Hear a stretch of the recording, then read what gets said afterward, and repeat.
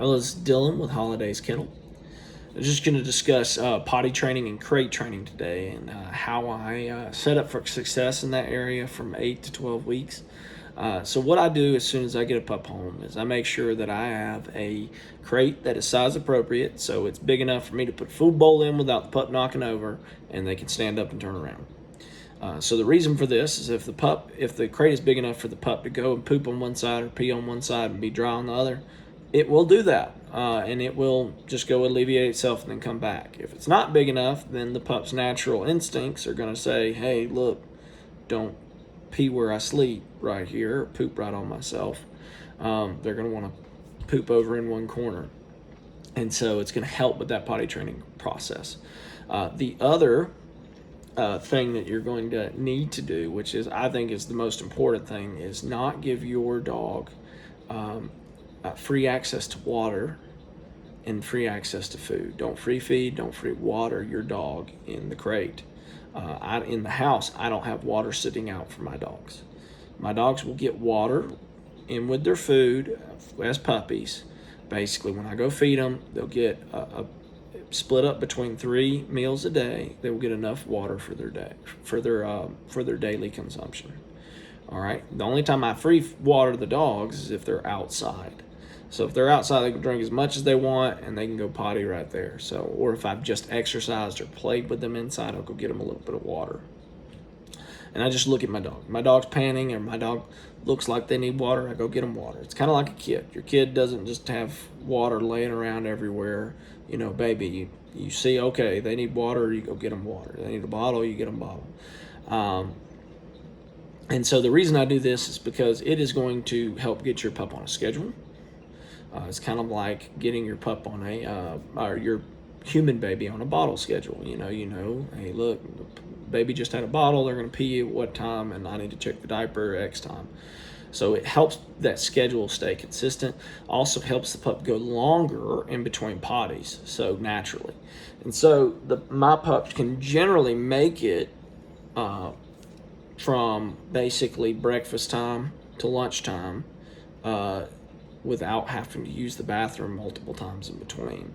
So that helps me with potty schedule, especially if you guys have a day job where you're stopping in to let your pup out, that kind of thing. That will help out a ton. Or if you're busy and have kids and you have to have that dog on a schedule, if your pup is getting water in with their food and that's the only time when they're inside that they're getting water, it is going to allow them to last a lot longer, and they're not going to continuously fill their bladder and have to pee every 5 seconds.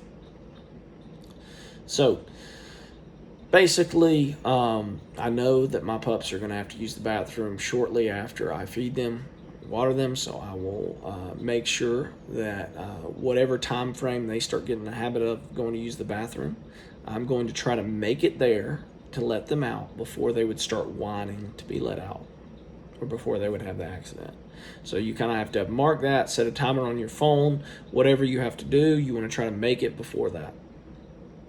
You take the pup, what I do is I open the crate, I pick the pup straight up and take them straight outside. I don't let them follow me out, I don't let them walk right out of the crate, because what's going to happen is before you get the door open, they're going to pee. And so if they really have to go. And so I make sure I pick the pup up, take them straight outside, let them go use the bathroom. And what I will do to help them alleviate faster is I will let them chase me. So I will just, as soon as I set them down, I start walking and calling them, and they'll walk and follow me, and that motion will get their digestive system going, which will make them have to use the bathroom.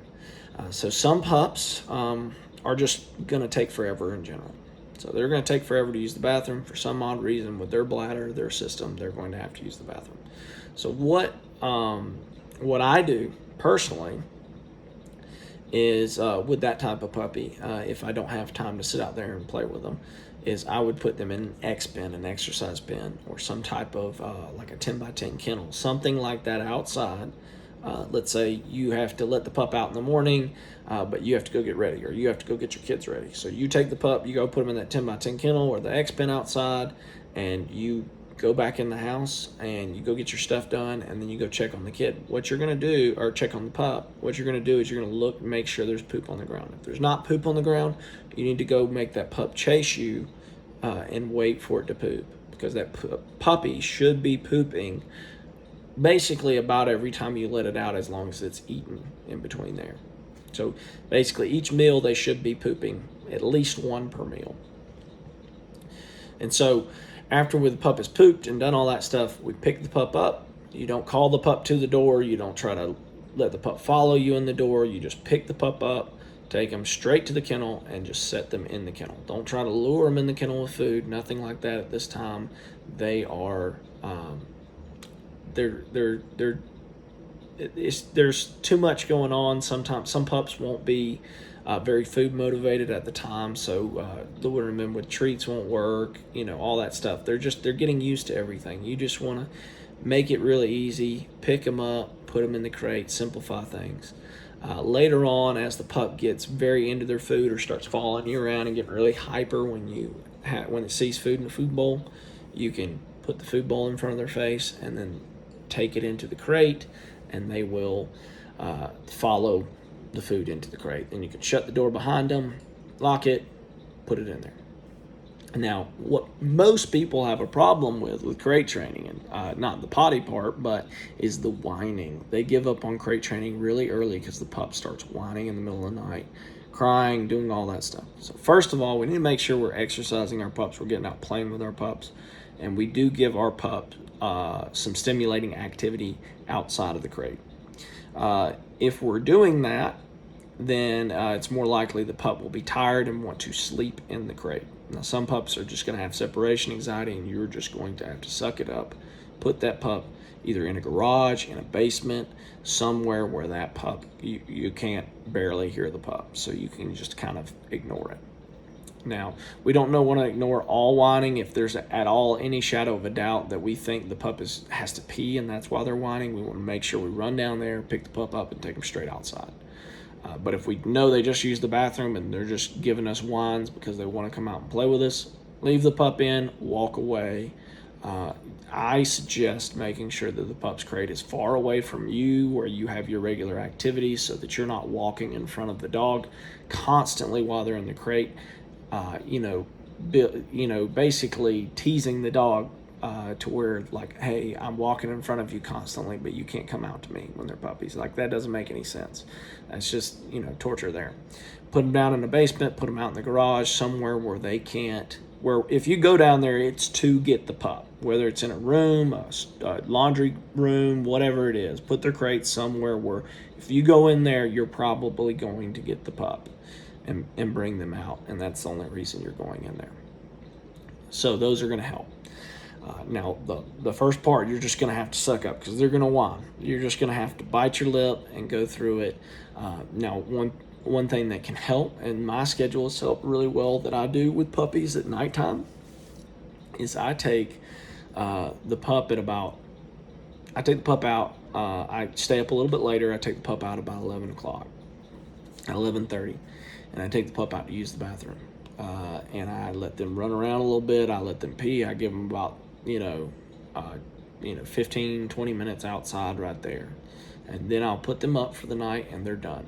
And what that does for me is, because I'm not free watering them and free feeding them, they can usually hold their bladder from about 11:30, 12 o'clock to about 6 for me, is what I've consistently gotten out of my dogs. Now, if you have a smaller dog or a dog has bladder issues, it may be different for you. But that way I get good solid, 7 to 8 hours of sleep going straight through before that puppy starts whining. And that will benefit you, instead of basically, hey, I'm going to sleep at 10 o'clock. You have to wake up at 12, 1 o'clock or 2 o'clock, and then you take the puppy out, and then the puppy starts whining as soon as light comes outside. That can mess up everything, because the pups are going to, usually they're starting to get ready to roll, just their internal clocks start working about 6 to 6:30, and they'll start going, no matter if they can see the light or not. I don't know what it is, they just get going at about 6 to 6:30 every morning.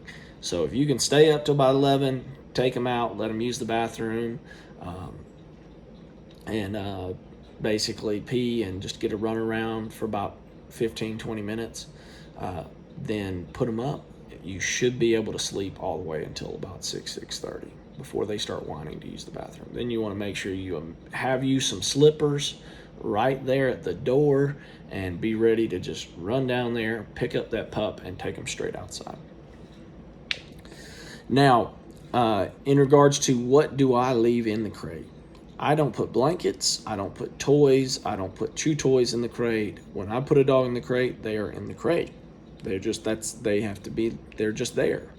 There's nothing for them to play with. I don't do that with my dogs. I want my dogs to learn to shut off and not to have anything in there with them to play with.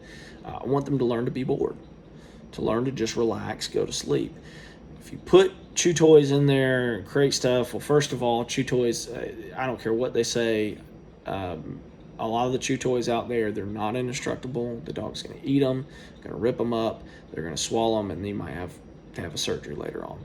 Second of all, you're teaching those things. A lot of the things are plastic and rubber, and most kid toys are plastic and rubber.